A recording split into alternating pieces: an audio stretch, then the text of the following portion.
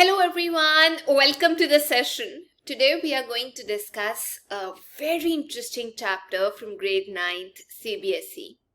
The name of the chapter is The Sound of Music. We are going to discuss the first part.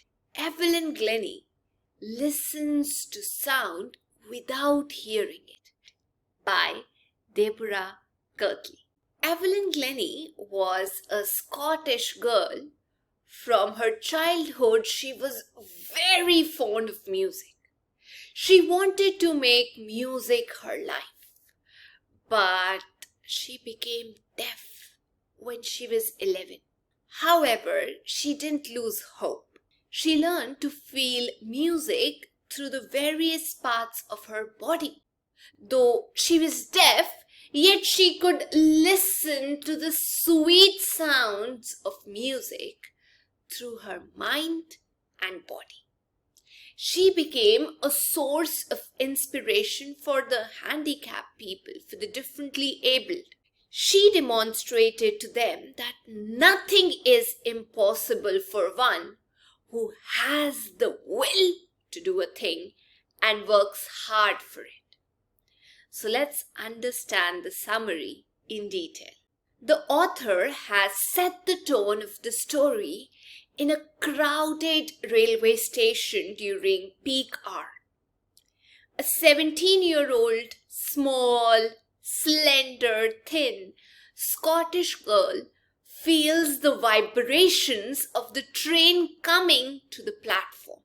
She is nervous and excited at the same time because she's going to the Royal Academy of Music in London for her first day class. It is very intimidating for any teenager in this situation, but she also has a greater problem, that she is impaired of hearing. She cannot hear any sound whatsoever and can only feel the vibrations. Evelyn's deafness had started when she was young. It had gradually deteriorated as she aged. Her mother, Isabel Glennie, recalls that she called her daughter and she didn't respond. That is when she realized that Evelyn had a problem with hearing. Evelyn was 8 years old when this incident happened. They called her name, but Evelyn did not move. This was the first indication that she was not able to hear properly. Evelyn had been concealing her growing deafness from her friends and teachers. But by the time she was 11 years old, her performance at school had gone very low. Her headmistress urged her parents to take her to a specialist. It was then found that Evelyn's hearing was severely damaged. Her parents were advised to send her to a school for the deaf. For Evelyn, everything had suddenly turned blank. But Evelyn didn't lose her heart. She was determined to lead a normal life.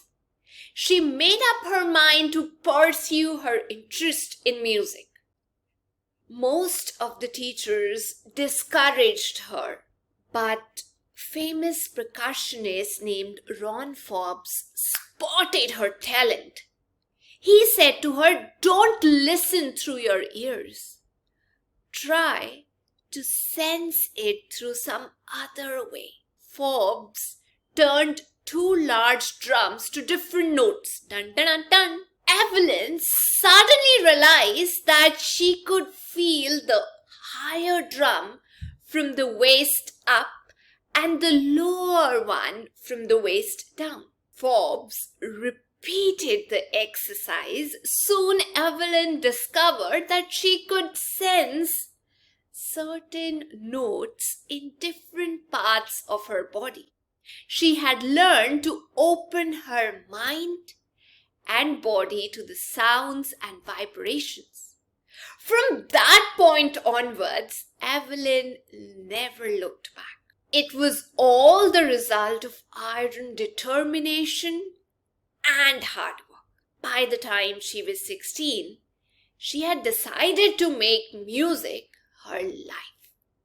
She went to London and joined the Royal Academy of Music. In her admission test, she scored the highest marks in the history of the Academy. By the end of her 3-year course, she had captured most of the top awards. Evelyn toured the United Kingdom with a youth orchestra. But gradually she moved from orchestral work. Orchestra is a large group of musicians who play many different instruments together. You might have seen their performance. So she moved from orchestral performance to solo performances. She could play on about 1,000 percussionist instruments with great mastery. It was a wonder to see how a deaf girl could play the instrument so effortlessly. But in spite of her great achievements, there was no trace of pride in her. She would say, if you work hard and know where you are going, you'll get there. And surely she got to the top of the world of music. She says, music pours through every part of my body. It tingles in my skin, my cheekbones, and even my hair. When she plays the xylophone, she can sense the sound passing up the stick into her fingertips. By leaning against the drums, she can feel the resonances flowing into her body. On a wooden platform, she removes her shoes so that the vibrations pass through her bare feet and up her legs. What we hear, she feels far more deeply than any of us. She received the Honorable Soloist of the Year award from the Royal Philharmonic Society in 1991.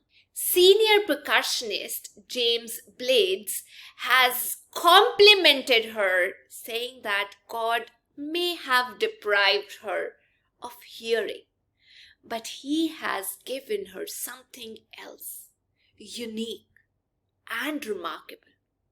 Others can only hear, but she can feel music much better. Evelyn loves to work hard. She calls herself a workaholic.